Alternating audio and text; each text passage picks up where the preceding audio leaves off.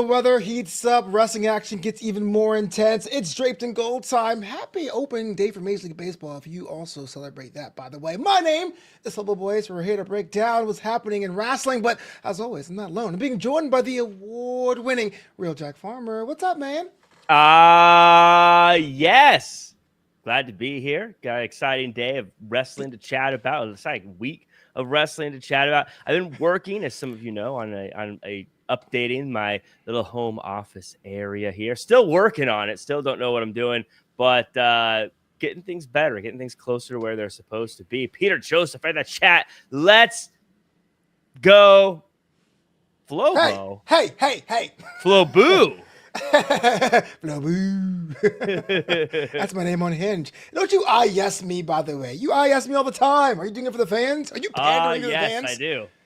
By the way, if there's one thing I do, it's pander. If not selling out. What about those shirts? You still have those or what? I still got a couple. If you want to buy them, you can check me out on @RealJackFarmer. Send me a message, and maybe I'll send you one. I don't want to buy any from you. I wouldn't support your merch at all. But if you want to buy a Jack Farmer t-shirt, hit him up, you know? Yeah, you absolutely should. A number of our incredible listeners and viewers have gotten a shirt, and they've all been very happy with them. But I got a couple left. Depends on the size. You got to reach out first and ask, because some sizes are sold out. Are they incredible just because they bought the shirt, or were they incredible before? A little column A, little column B. Fair enough. He only panders to the best. That's what's Yes. Well, man, I can't believe it, but WrestleMania is like 3 weeks away. I mean, it felt like it was like 69 or 79 or 89 days ago. But how you feeling? Are you hyped? Or are you kind of like limping in? Yeah, it was weird. It felt like WrestleMania was months away, and then I blinked my eyes, and now suddenly it's right around the corner. And I'm wondering like what they're going to do to fill in these next few weeks and get that hype train going. Right now, I am excited for WrestleMania. How could you not be? It's WrestleMania. I'm going to confess, compare it to like 39 and 40. Don't know if I have that same level of hype. I feel like the talent level is higher than those other two times, but something just about those last two Manias felt special. I feel like I need a little bit more if I want to get to that WrestleMania 40 feeling. What do you want, Jack? What do you want? Cena's a heel. The Rock is back. Roman Reigns is in the triple threat match. Well, yeah, I didn't want Cena to those horrible things he said to the people of Europe who have done nothing wrong to him and said nothing wrong. Again, if he was in Poughkeepsie, I would say yes, Cena should say all those things. The people of Poughkeepsie have deserved I to can't be defend that yelled city. at. I hate that town. I was like, hey, well, You know, Poughkeepsie deserves it. if you're in Burbank, yes, those people deserve everything that John Cena has to throw at him. But the people of Belgium, of Bologna, they don't deserve that. I disagree. But speaking about what's wrong with Bologna? I don't know. I've never been. I don't know anything about that. So how could you think they agree? How can you agree that he deserves? Because if someone's frustrated, right, it's almost like Cyclops. Someone rips off his shades. It just goes everywhere. So it didn't matter where he was. Everyone got a piece of his wrath. It could have been Poughkeepsie. That's not right to do. You can't just bottle it up and take it out on whoever, the innocent people who are there to support you. So every heel is going to do something. You're going to stand there ringside. That's not right. Stop. No, I mean, some people deserve it. Some people, look, I said when Ricochet said it, I was like, yeah, the people of AEW did turn on you. That was pretty crummy of them. And he addressed it right away. John Cena, again, if he was somewhere in like Boise, Idaho, I'd say, yeah, those people deserve it. Yeah, remember in Idaho? They totally deserve it. Absolutely. They're potatoes, though. I think some of them are kind of faking. There has to be a gray market for like not out-of-state potatoes or taking the Idaho name. But I think they do the classic big potato thing and just stomp out all other potato competition. That's the really thing happening. Idaho Syndicate. Craig Robinson asked, is it the fact that your tribal chief, Sean Mania, Solo Sikoa? Tell me. Isn't front and center in the build-up the reason for the low interest in WrestleMania? Good point. I disagree. Jack, what do you think? You disagree? You don't think that's...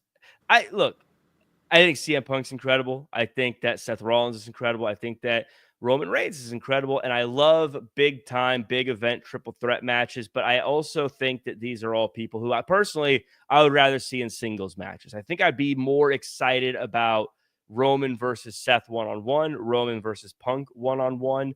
I think even a little bit of Punk versus Rollins one-on-one. We've already seen it a couple times recently, so it wouldn't have that same buzz to it. But I feel like those are one-on-one matches. If it was me, I feel like you had Roman Reigns, Seth Rollins queued up, and you had CM Punk and Logan Paul queued up. And I think that would have been a great WrestleMania build there. So I don't know.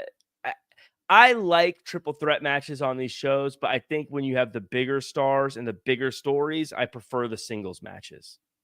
Unless it's Elimination Chamber. Yeah, I was about to say, like, you're a wrestling purist except for February. But shout out to, but let's look at WrestleMania as well. There's a little bit of breaking news, I guess, kind of, sort of. Fontainebleau Resort, which seems like a Johnny-come-lately to the sponsorship bonanza of WrestleMania, announced a bunch of events. Last week, it was the Hall of Fame being a separate ticketed event and the Roast of WrestleMania. And now you got WrestleMania After Dark. 4 nights, Thursday through Sunday, of after parties featuring talent. Actually, I have 2 questions. 1, like the idea of WrestleMania After Dark, and 2, are we stretching our talent way too thin to do so many appearances in such a short space of time? So I'm always up for a party, and a party filled with people who are pumped to be at the same event I'm at. Sounds like a good time. I mean, if you compare, imagine going to the Super Bowl and then the Super Bowl having an official after party. That sounds awesome. I'd love to do that. So there's like one after party, but not 4. That's one of the things that interests me. I guess the first thing I do want to say is if you have an after party that starts at a specific time, that means WrestleMania clearly has a specific cutoff time because they got to be done so they can get to the next event. So I guess we don't have to worry about WrestleMania going a certain amount of time. They do have a confines of having to get out of WrestleMania at a certain time, which is interesting. This now, I guess, do we know, is WrestleMania After Dark, is this a show or is this like a party? It's a party. It's at the nightclub, and it has DJs and talent showing up on different days. So I figure it's at the Fontainebleau Club. But I mean, is it like people go there and Braun Breaker is going to come up and answer questions on a stage and talk, and you're going to watch him, and then Metro Boomin is going to come on and perform, and you're watching the concert? Or is it like music's playing, people are mingling and chatting and, doing all that kind of stuff? I think it's going to be planned to be the first, to be the second. The best way I described it is the corporate-owned Wale Mania, but over 4 nights instead of 1 night. So as a fan, that is where I think it starts to get feeling stretched a little thin, is if I but if I get to sit and watch, let's say, Stand and Deliver all morning, then I'm watching WrestleMania all day, and now I'm going to be watching Wrestlers Talk all night. That is a lot of show to be sitting and watching something, and then to do it again the next day, or into having done it the previous 4 days. That's a lot of stuff. Now, I think some people want to go hard and some people want to watch all this stuff. And if you do, fantastic. This is right up your alley. But I do wonder, once we get to Sunday and you're having your biggest matches, you have your biggest moment. Let's say you're at the main event of WrestleMania Night 2. You have Cody Rhodes and you have John Cena, championship there, possibly a record-breaking world championship win there. But you've been out all night, the past 3 nights in a row, 4 nights in a row. And you've been cheering at events for 4 days. Are you still going to have it? Well, not me. I'm a hater. I don't cheer at all. But if I were to cheer, well, I go nuts, but I lose my voice. That's the problem. So here we got that. But I do wonder, will people have the energy? Will they have what will they be able to get up for that big moment after being out for 4 days in a row, cheering and being excited? And will that hurt that moment if people are just drained and tired and over it by the time that this moment happens? Well, this is my issue because I am totally all about being better than everybody else, right? But if I go to a nightclub, I want to go get fresh, smell good, and get suited and booted. But you're telling me it's an after-party event. You're basically encouraging people to walk from Allegiant over to the nightclub. So you're going to see a lot of shorts, a lot of socks, a lot of wrestler t-shirts, and that kind of kills the vibe. It's almost like when I saw Fozzy at the Whiskey A Go-Go, which it felt like a wrestling event as opposed to a rock concert. That's always something you can share. That's always a story you can share. Oh, yeah, he totally ruined my date. So this is actually a true story. I went to see Fozzy on a first date, and it's Jericho's first time at Whiskey at a Go-Go. Oh, sorry, Moon Goose McQueen, first time at Whiskey Go-Go. And he's like, "We're here at the Whiskey. You excited? Woo!" And I was like, "Oh man, Jericho, great!" And he grabs one of these like the ginormous like liter and a half like torpedo-sized bottles of water. And opens them up and just like shakes it out in the crowd. Yeah, Fozzy! And all of it goes on my date. She is like drenched. And she was like, can you take me home? I'm like, no, Jericho! There was no second date. No. Jericho Yeah. ruining dates for people since when was that? Oh man, that was like 10 years ago now. Since 10 years ago. Well, speaking of people, sorry, but quickly before you transition, I do want to say you mentioned Wally Mania, and it is sort of interesting. Wally Mania becoming sort of the AEW of the after show party now, where it's the outlier. It's the one that's not part of the big branded company. And I think Wally Mania is always a fun time, and I think they'll still continue to have a fun time. But I wonder what their access to WWE talent will be during this time. And speaking of that, I wonder what the situation with the roast of WrestleMania is when it's going to be going head to head with another WWE program. They literally are competing with themselves with these After Dark and Hall of Fame. Hall of Fame, same time as After Dark Night 2. And Hall of Fame is also competing with their own product. So that'll be very interesting to see how that shakes out. But Wally Mania is always a great time and great people who put that on. And I'm sure they'll still have great stars there and wrestlers there and a lot of great acts there to go to.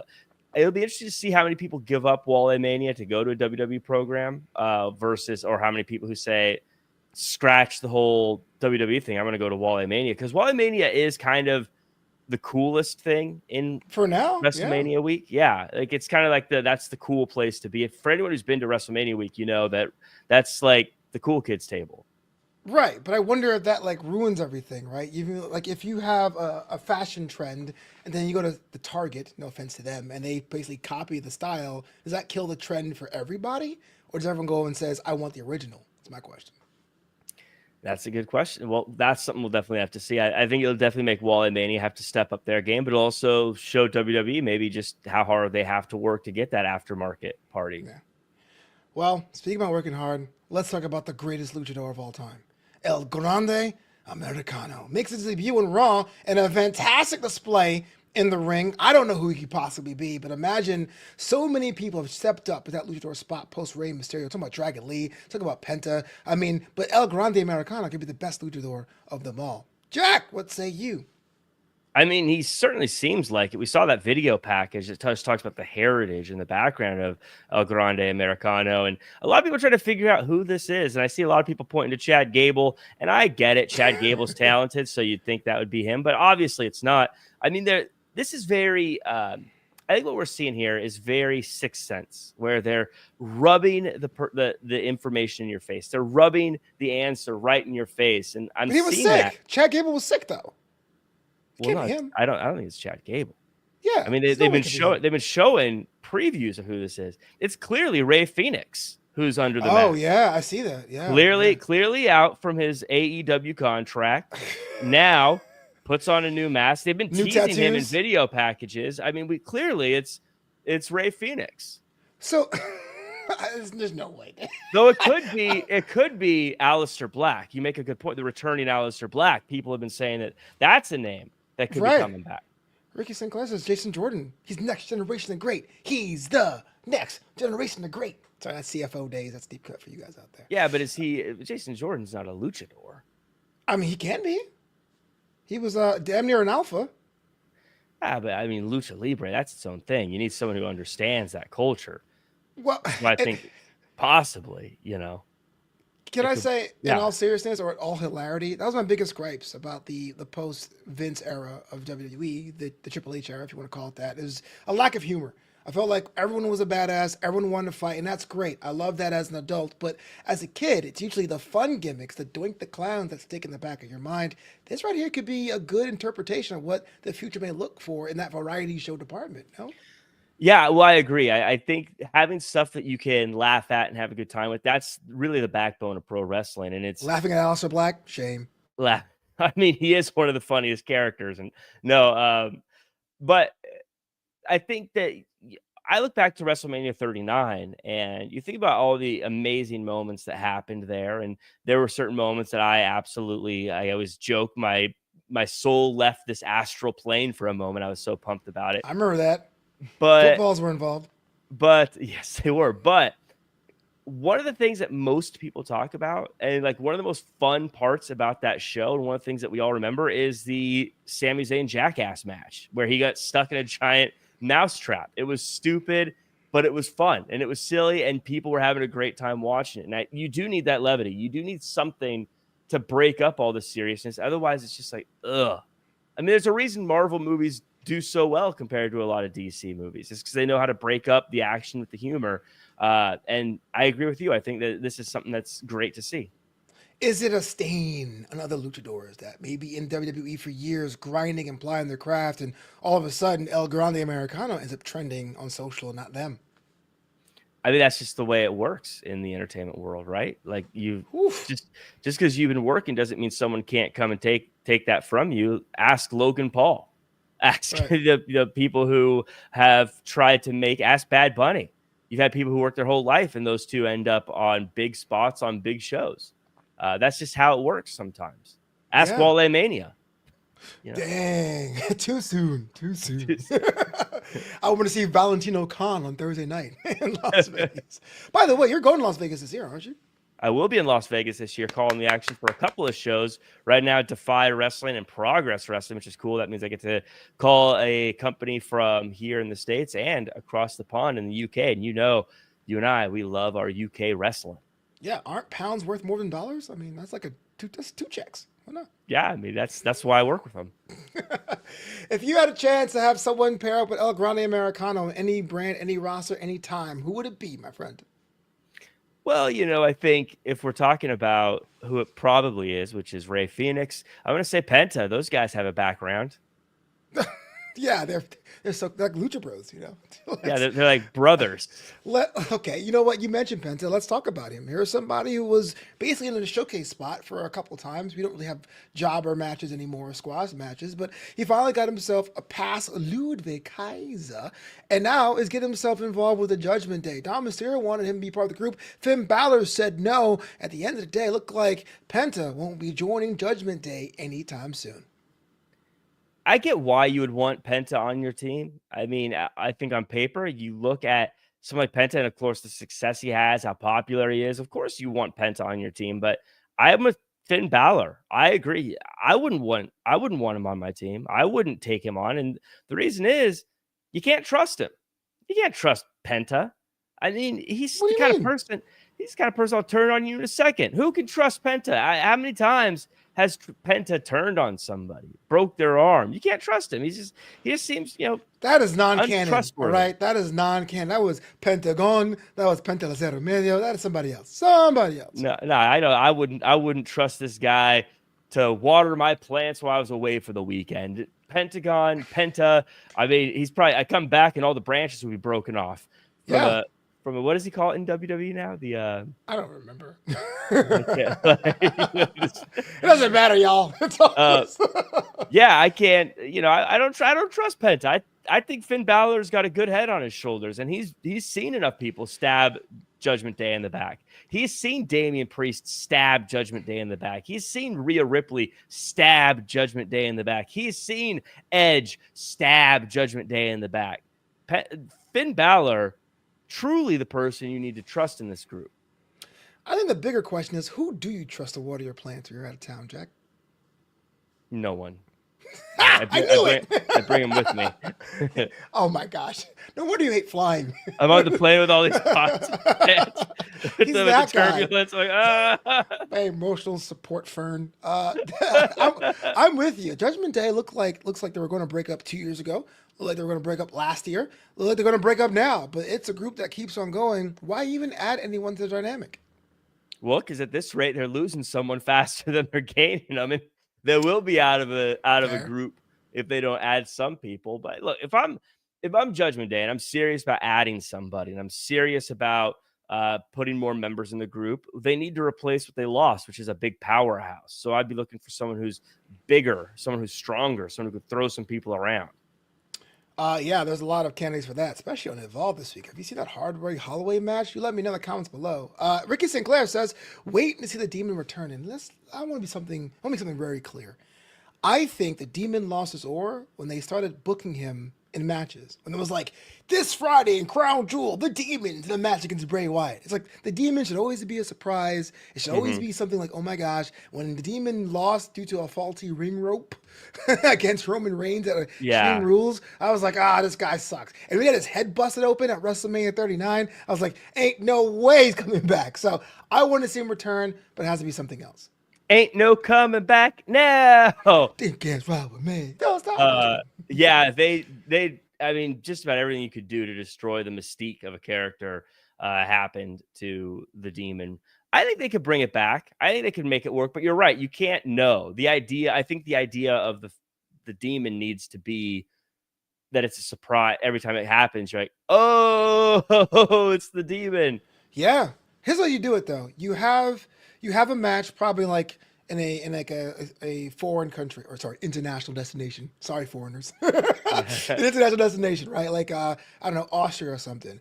And the Finn's opponent goes out, and then we have the backstage at like the long shot where Finn's gonna walk to the ring, like it's time to do it for the Judgment Day. But then he gets like possessed, fades to black, becomes a demon, then goes outside. Europe will flip their crap. It'd be awesome. I think that. So I kind of agree. What I would love to see, same thing. He's in the back and he's like walking to the curtain, and right before he goes to the curtain, now that'll be a pre-recorded, of course. A pre-recorded earlier in the day. So much straight in the paint if it's in real time. So yeah, he goes to the curtain, but then as he's getting to the curtain, we cut to today, and then the Demon music hits instead, and it's the Demon that comes out, and so it's like, oh, it's the Demon. Yeah. And then again, my soul leaves the astral plane. You can tell that we were raised on Tien Shaw and NXT. Remember that group 5 years ago? Cheap. God, that was so cool. It was. If you were on that Tubi, the old NXT episodes are on there. By the way, Finn Balor's been in the company for 11 years, but the Tien Shaw stuff from 2020 is pretty rad. And speaking of Evolve, before we have to move on to our next big topic, Stevie Turner was announced as the new general manager of the brand, which is something we wanted, Jack. We wanted some separation between NXT and Evolve. Stevie Turner officially get the job over Robert Stone. First and foremost, this show is a Stevie Turner show in all her 4D glory. I am very glad to see that the hard work paid off. She's been shadowing Ava on NXT for some time now. I'm glad she's getting the opportunity. And I think you and I haven't been a fan of NXT UK. We've known about Stevie Turner for a very long time. And it feels like she's always just needed the opportunity to showcase who she is and what she can do. And now she has that opportunity. And now she can actually help an entire brand grow with that opportunity. So I'm very excited that she has this opportunity. I think I'm very excited for Evolve. I'm very excited for all the WWE ID talent that will now get to work with her. Big time fan of this move. Big time fan of Stevie Turner. Very happy that she'll be on our TV screens more often. George Hermosa says, what up, George? If Chad Gable doesn't show up next week with a Grande Americano from Starbucks, then his storyline is a failure. Hey, isn't that Cappuccino Jones's gimmick from Evolve? And more importantly, what if Coffee Bean steps up? Will it still be ruined, George? All I have are questions. Yeah, before I show up with any branded material, I got to see that money. Yeah, what if it's a venti, you know? Do you know in Australia, they call Americano a long black? Learned that the hard way. All right, moving over to. Oh, that's a story, my friend. I gotta hear that story. I was on a tour in Melbourne. They call it Melbourne. I was on a tour in Melbourne, and it was a culture tour. So the show was like what they call like the laneways, all the graffiti and stuff. We stopped to a coffee shop, and the guy goes, "Oh, good day. I know a flat white for me and a long black for my friend." And I was like, "I beg your pardon." What do you mean? And he goes, "Yeah, that's what it means out here. It's Americano." You learn things on this show, the award-winning show. The award-winning cultural development show. Yeah, exactly. But pause. No, it's Australia. No pause, full play. Let's talk about AEW in the trending moment of the evening, if you could imagine it, a very eventful Dynamite, but the one that trended was We Hurt People. It was the Hurt Syndicate. I gotta stop calling them the Hurt Business. Had a little bit of proposition for MJF, but the employee of the month, Bobby Lashley, had other plans. MJF said he was going to be in it. Bobby says, "You not in it no more." What is going on with your boys? Calling Bobby Lashley the employee of the month when he might be the CEO of that company. I should say the CEO of the Hurt Syndicate. This is fascinating to me. This is the first time that we've seen MJF in a situation where he truly doesn't hold the cards. And literally in this case, with the Hurt Syndicate card, as we saw Bobby Lashley take the card out of his hand and rip it up, the Hurt Syndicate here has everything. I mean, in many cases, MJF will talk about what he's accomplished. Hurt Syndicate has accomplished more. MJF will talk about the money he has. Hurt Syndicate has money. He'll talk about his suits. Hurt Syndicate wears suits. No, the Hurt Syndicate wears suits. MJF wears rags. There, I said it. I said it. Well, whatever the case may be, I mean, they got him on the money side. They got him on the suit side. They got him on what they can do in the ring side, the size side. They outnumber him. This is one of the few times that I've looked at MJF and thought, man, you are getting outgunned on every strength you have. What is MJF going to do? And this is something I've wanted to see out of MJF. You know, adversity is what really shows what kind of wrestler someone can be. And this is the first time I've seen him face adversity. Now, MVP wants to add a member to the Hurt Syndicate. He wants to add MJF. Bobby Lashley, you know, he's not into MJF, but he didn't seem too bad on the idea of adding a member. And, you know, I don't like to speculate. I mean, I do know that El Grande Americano clearly is Rey Fenix, but isn't Cedric Alexander available? I wonder He will be.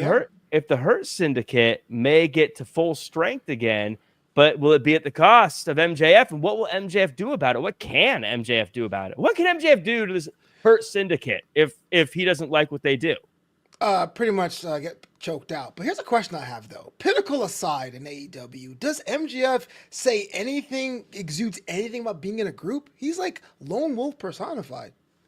Oh, yeah. I mean, I don't see him as a member of a group for sure, but that doesn't, I don't know, maybe that's why the whole thing is fascinating to me. It's an interesting dynamic. Now, I don't think MJF fits in the Hurt Syndicate anyways. Like I said, he seems a little uptight for the Hurt Syndicate. But man, I'm very curious to see how this plays out because I don't know how MJF comes out of this not just getting steamrolled. I mean, he wouldn't get choked out because Bobby Lashley uses a full Nelson. So it's a different maneuver here for him. I mean, it's very similar. Very, very similar. Very different. Completely different, really.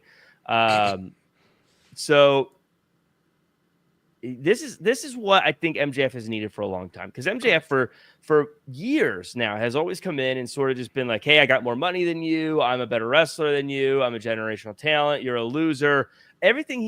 All of his weapons, everything he says doesn't work against the Hurt Syndicate. None of that plays against the Hurt Syndicate. And so now this is where we get to see just how far MJF can go, what he can do. That's what's fascinating to me. This isn't him going up against Jeff Jarrett saying, you're an old loser. Like, sorry, that's not going to play here. This isn't him going up against Darby Allin saying, I can beat you with a headlock takeover. He ain't beating Bobby Lashley with a headlock takeover. There's nothing he can do or has done.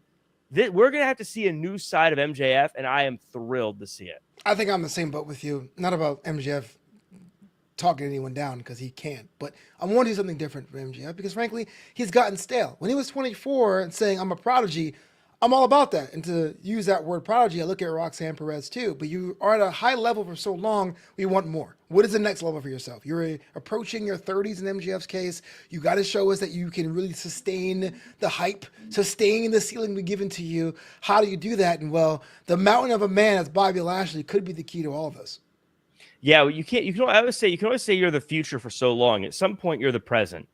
You know, at some point, you can't talk about your potential.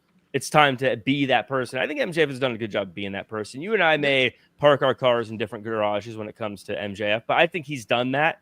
But now, like you said, he's been doing it for a while. I need to see what's the next thing. I always look at like a Seth Rollins, right? Like Seth Rollins, he was a part of the Authority, and he did that for a while. And it was like, okay, what's next? Okay, now I'm an architect, or now I'm the Joker, or whatever his evolutions may be. You gotta freshen it up every now and again. Yeah. Roman Reigns ain't the big dog still, you know. Suffering succotash. Real Five Stud says, what do you guys think about the move that TNA has been making the last couple days? Now, typically, I don't really get into things behind the curtain, but we don't really talk about TNA a lot on this show. Some things are positive. We've got TNA selling out our pay-per-views, and we have them have more live event dates, stateside and in the Great North. And we're seeing a lot more champions being featured in other promotions, which is good for the brand. At the same time, there were some personnel removed from their posts. You don't want to see people lose their job, so it's kind of a growing pain situation for them. What say you, Jack? Yeah, it's interesting. I clearly have no insight as to what's happening outside of what's been posted on social media, so I'm not going to pretend. But on the outside looking in, it does feel like the company is more successful than it's been in a very long time. And it's always interesting when a brand, a business of any kind, is successful, and then you get rid of the leadership team behind it. That, if this was, I always compare it to football. If you had a team that was winning more games than they've ever won before, you wouldn't get rid of the general manager and the coach. That seems like a weird time to make that move. Yeah, Miami Marlins. Why'd you let Kim Ng walk? Sorry, it's a baseball thing. Fins up. I guess that's a Finn thing too. All right, shut up. Okay. So I'm very confused about it. I think from everything I've heard, at least with like Gail Kim, she's probably got options that are going to be. She'll be just fine, I imagine, if she wants to. It's always, you never want to see anyone lose their job, like you said at the top, because you don't want to assume anything. But it's a head scratcher for me. And again, I'm sure they have their reason at TNA, but it certainly doesn't make sense outside looking in. Yeah, well, hopefully the best for them. The Rebellion pay-per-view, which is coming to you live from Los Angeles, actually the campus of USC, which is in Los Angeles, but it feels kind of weird. I'm actually going. Are you going to that one? When is it? It's the Sunday after Mania. So after you're all burnt out from Vegas, one more ride. Man, I think I'm actually booked on something, but yeah, I'd love to go. We should go together. If you got a ticket, I'll buy a ticket and go with you. Well, make a good time. We'll say Draped and Goals at the TNA. Not Rebellion. Is it Rebellion? Yeah, Rebellion. I was confused that with AEW Revolution, but Rebellion's going to be it. But speaking of AEW, though, before we move on, let's talk about this Owen Cup tournament. There is something that has been positive for wrestling, honoring the legacy of Owen Hart. There have been naysayers about its role in the grand scheme of things, whether it's legitimate. I'm on board, though, and Jack, I know you love tournaments, but the way it is right now, the winner gets a title shot and assumingly a cup and or championship belt on their own decoratively. And we have our first entrance. So as it shapes up right now, are you on board with the Owen Hart Cup? I'm really on board, because something that AEW should get credit for is the Owen Hart Cup has seemed to have improved every year. When it first came out, it was a little like, okay, what is this? Then it got a little bit better. And I think that this is going to be a better use of the tournament. I think getting a shot at the biggest show of the year gives it the opportunity to be very similar to their Royal Rumble, in the sense that this is important. It's going to lead to the biggest story. And I look at the people who are in it: Ospreay, Hangman, Jay White. Ospreay and Hangman, clearly the biggest names in that tournament. Jay White, who I'm a huge fan of, and I'd like him to be a bigger name, hasn't been able to quite get as many wins. I got to be honest with you, man. That bandwagon is thinning out a bit. Not through any fault of his own. It's just, I feel like there's less chatter about Jay White these days. Oh yeah, he's taken a lot of L's, a lot of hard L's, a lot of bad L's. Like he's in a tough spot. He does need to start getting some wins. I don't think it's going to be in time for the Owen Cup, but I would love to see Jay White to do a little bit better. That said, I think the Owen Cup, and I think the people who are lined up to potentially be in it, make this a very interesting tournament. I think you've got people like an MJF who could find their way in this. Swerve, he has a title shot already, but I mean, he may not have one after Dynasty. Might need to try to get back in there. So you can see Swerve get added in there. I think Kyle Fletcher is going to want a shot in there. A lot of folks who have a lot of reason to be in there that will keep this very exciting. And I think it's a very important thing to have a big battle of some kind to determine who your number one contender is going into the biggest show of the year. And I think that's one of the reasons Royal Rumble has been so successful. Yeah, that's the kind of reason why I'm a fan of the Owen Hart Cup. I do think it's kind of on the surface. I was one of the detractors. I felt like, well, Owen Hart never worked for AEW. It was a tournament, but we don't really get to lean into it. Maybe I'm wrong, but I feel like the other big question I had about AEW was, what was your A show? Because you told me there was 4 pay-per-views a year. They're all equally important. Now you clearly have told me it's All In. Now that you said, look, All In's the biggest show, the biggest venue. We tell you about it year in advance. Then cool. Give me some other things that lead up to it to make it big of a spectacle. So I'm on board this year more than any other year, but kind of for a backwards reason. Yeah. No, I agree. This is totally random because I was saying, they're showing the sign now in the arenas and they're keeping it up there. And I can't remember if we talked about it on the show, but the pointing at the WrestleMania sign is only from 2007. Yeah, because of the whole fireworks display. Yeah. I would have sworn that was something they were doing since the 80s. It feels like they've been doing it forever. Oh, well, the arenas were too small back then. The signs would be, they would cover up entire sections if they were doing that. It's crazy that it was only 2007. Like I said, I would have sworn that Shawn Michaels pointed at the WrestleMania sign, multiple That's a Mandela times, effect. or like Stone Cold pointed at it or something. But it's crazy to me. Yeah, well, that's the pyro is being loaded. Now you have to Ricky Sinclair, who says, I think Jay White would have done better in NXT. It's kind of a hard thing to say otherwise, because I think he would have come at a time where NXT was so thin on a roster, he probably would have risen to the top. So it's kind of an unfair comparison, but I hear what you're saying. Yeah. I'm never really a big fan of they would do better in this place or that place, because it's always apples and oranges. I think in either case, I think even when they do better in AEW, I think someone's saying, if someone said Swerve would have done better if he went to AEW originally, I don't know. It's hard. It's a tough thing to say, because no, it's not tough. Not all the time. I disagree. Well, not all the time, but in most cases. Perfect example of somebody that was forced to change his character, decided not to, and it stayed the same, and then he got injured, unfortunately, but it really wasn't the same kind of thing after his debut than if he stayed in WWE. But I don't know if that would have been I don't know if that's an AEW thing. I think it is. Because he's doing this, like you just said, he's doing the same things. So if he was in NXT or if he was on the main roster and he got hurt, like there's no way to say he wouldn't be in the same spot as like a DIY is right now. My issue there, well, yes, injuries are always an X factor. It doesn't matter what sport you're talking about. It's the idea to change your character or update your character and refusing and still doing the same thing is really what was Adam Cole's downfall, besides the injuries. Right, do the same thing for 9 years. Would that have been any different if he was on SmackDown right now? I think if he took the Budge assignment and was Budge, and it would have sucked like Max Dupree, but found a way to break out and be his own man afterwards, I think it would have been fine for him. Like LA Knight. LA's a perfect example. Well, he could have been like Butch, too, who's now kind of lost in the shuffle. But when Butch became Pete Dunne, he had a hot 3 weeks, man. That 3 weeks was so hot.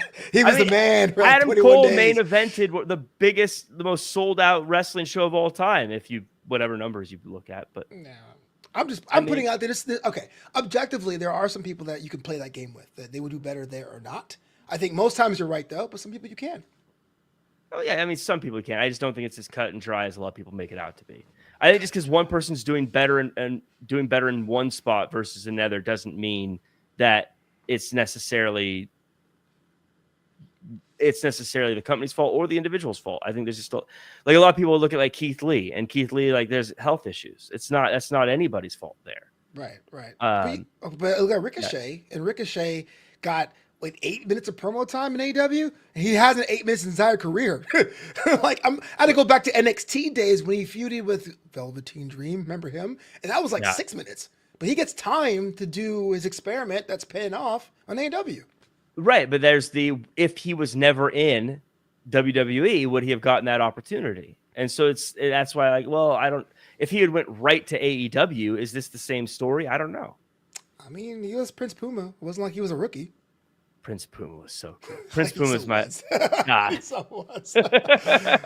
We gotta move on in the interest of time, but let's talk about NXT this week. The Tuesday Night Delight is having a bit of a renaissance as Stephanie Vaquer, Steffi Two Belts, had not one but 2 title matches. Both her NXT Championship and the Women's North American Championship was on the line against Jada Parker and Fallon Henley, respectively, with La Primera getting the dub twice over.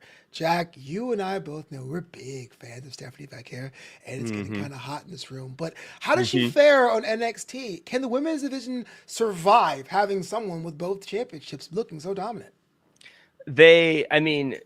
Yeah, she beat 2 top contenders in one night, even after getting attacked at one point. So yeah, she's proven herself. Yeah, she's the one. She's it. She's the of all the signings, I think she's the one that's gonna be like the biggest star of the group. And I think there's gonna be a lot of big stars in that signing. I think Jordan Grace is gonna be a big star from that signing. But Steffi Two Belts, I mean, I don't know how long she can defend both of them, but she absolutely is a star. I don't know who you could line up against her after what we just saw this week.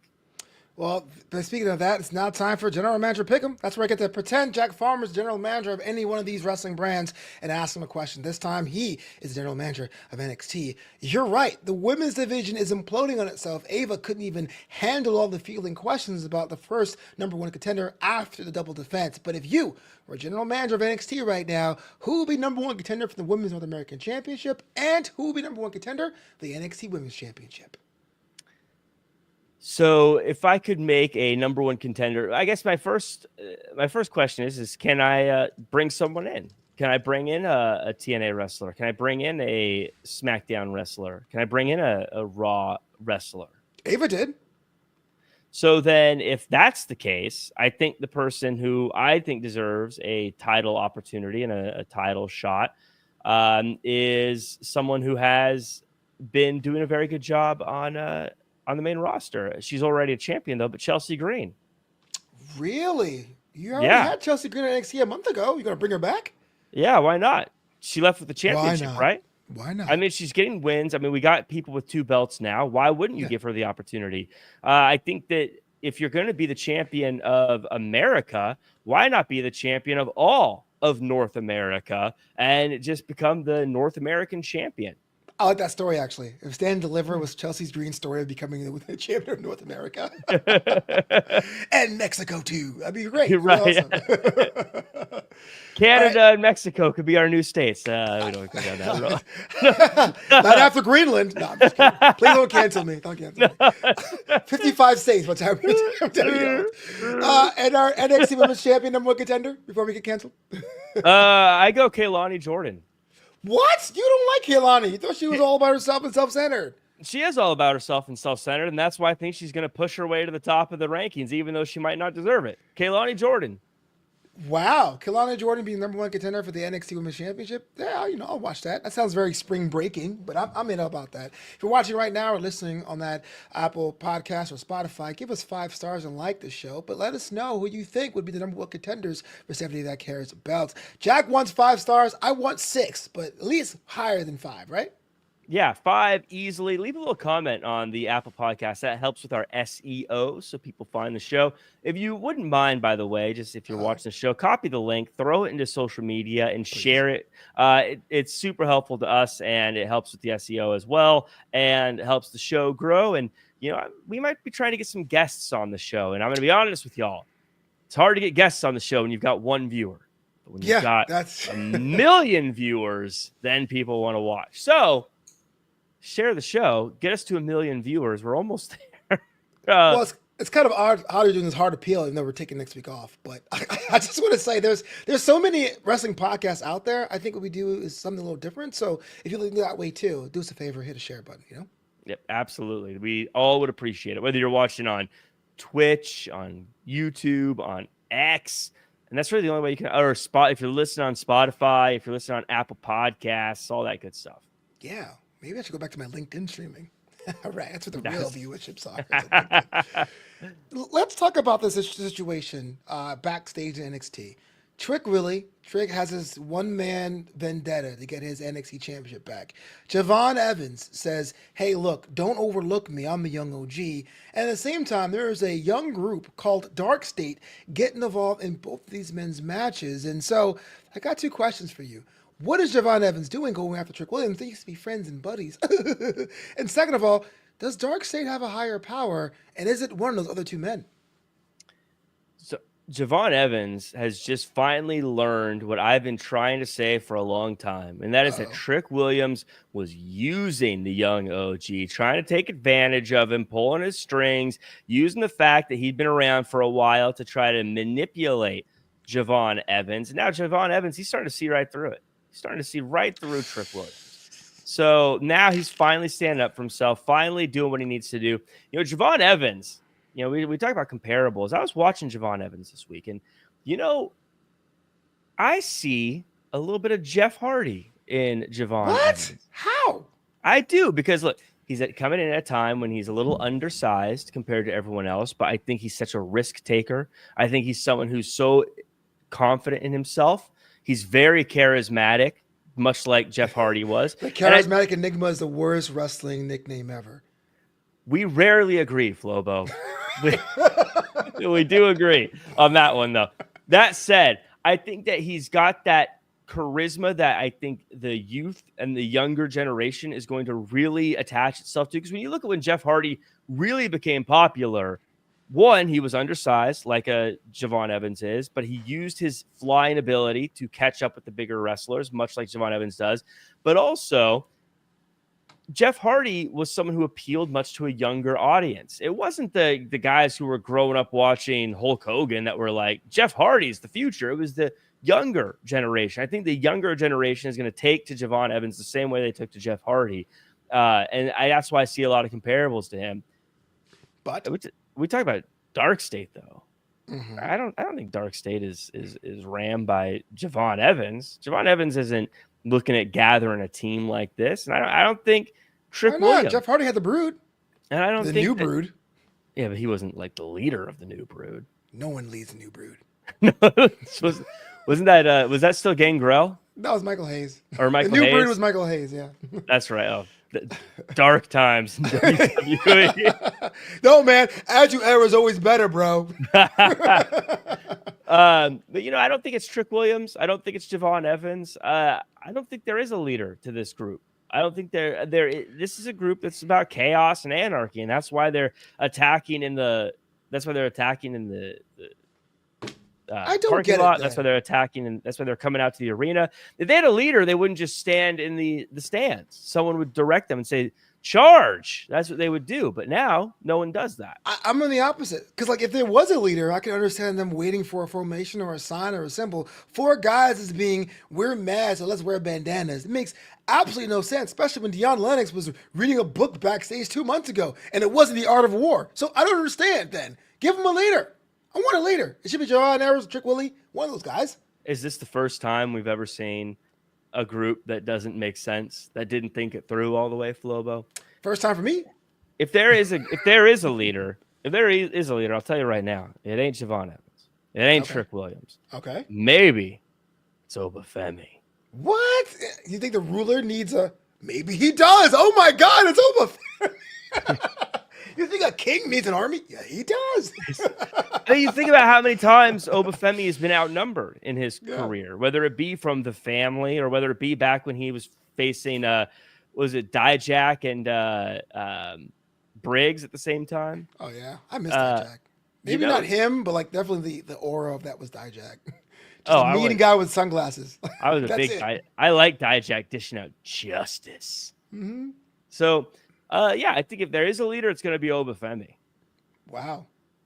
That's a hot take. The rich get richer, the strong get stronger. I had Trick Williams going into this one. Ricky Sinclair had Javon Evans, and you're saying Obafemi having the Dark State lead, and yet Droy J says Obafemi is never outnumbered, not by mortals, anyways. That is definitely a Ridley Scott script right there. I am never outnumbered. If he's not the leader of Dark State, I want him to say that at some point. I'm never outnumbered. I mean, that would fit his character very, very well. You know. Yeah. Is Dark State though? Are they operating too close to the sun? Too close to the culling? Are they too similar? They are very similar when you first look at them. But I think the culling is much more cerebral, and that is thanks to their leader, Sean Spears. So I think when you just look at them, if you're just like playing the WWE 2K video game and you're flipping through characters, I could see how you might go, okay, this is kind of the same thing. But I think at their heart and in their minds, very different. And the North American Championship now being held hostage by Sean Spears, or is it being, as the kids say, elevated? He just won it. He can't be holding it hostage. He just got it. And Well, he's not fighting for it. He's not defending it. That's what I meant by hostage. well, how often does he need to defend it? He like won it like a week ago. Every 3 days. Every 3 days. NXT is in the Florida loop. Yes. I want that. NXT Sunday, where Sean Spears defends the North American Championship.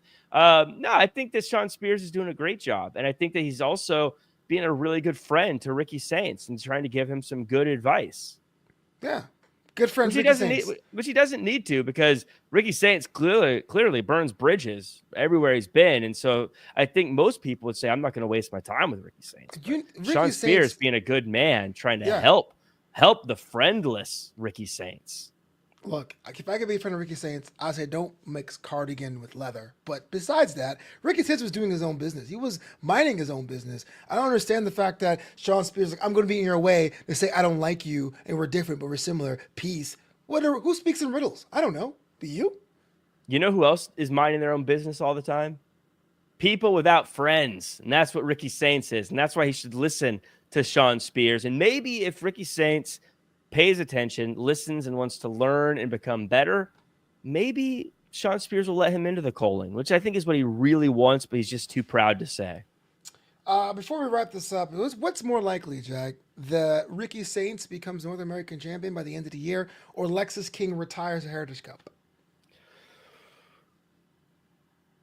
Ooh, that's tough. Or the Heritage Cup gets retired. I won't say he retires. I'm going to say the Heritage Cup gets retired because it's already had what it really is stripped away from it, and no one's taking that title from Sean Spears. Yeah, forever champ, Sean Spears. Maybe put him against Chelsea Green too. 10. You know, there's sometimes I still go. Sometimes when I'm bored, I go to YouTube and I look at the Greg Hamilton introduction of Ty Dillinger on SmackDown. Yeah, gives me chills every time. He is the perfect 10. Oh, it's so good.